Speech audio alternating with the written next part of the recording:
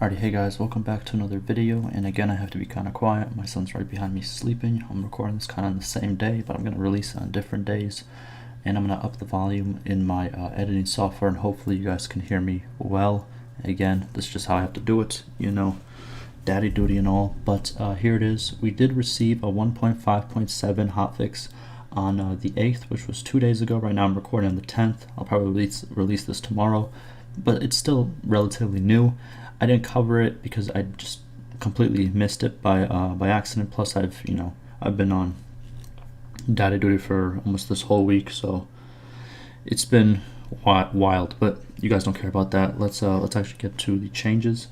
So we have some single player changes and some multiplayer changes. We have gone over some of these changes in the new beta we received today on the 10th, and yeah, let's just quickly go through them and see what they're doing. I'm doing it in this format instead of my usual format with gameplay in the background, just to save some time. I'm going to get right back to that once I get a little bit more free time to myself to actually get these videos out how I want to get them out. But for right now, you're going to have to work with me and go from there, right?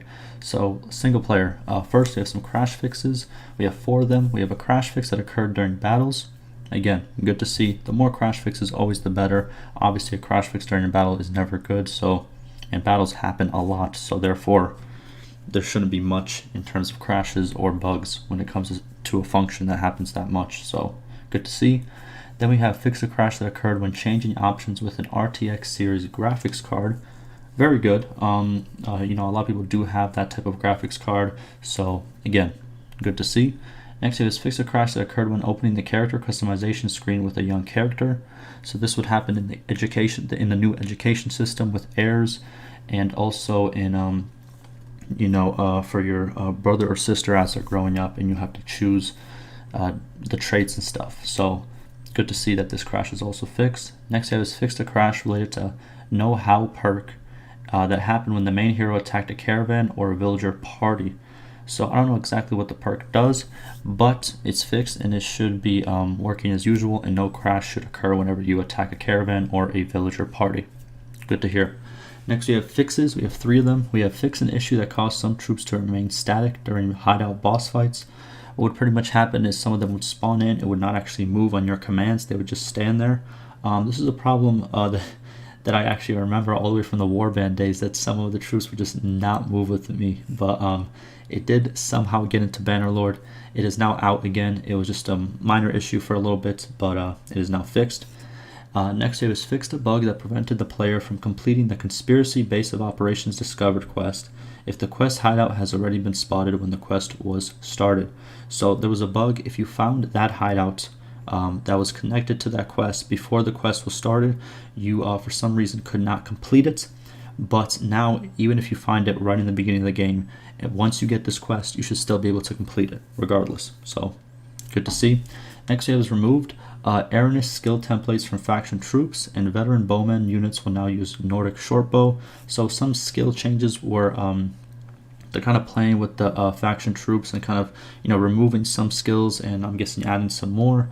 They're not very descriptive on what exactly, but we'll see how if we even see any changes. It might be something super minor, but veteran bowman units will now use the Nordic shortbow, so they're using a different bow. We'll see how that does affect gameplay. Now, moving on to multiplayer, we have equipment changes and troop changes.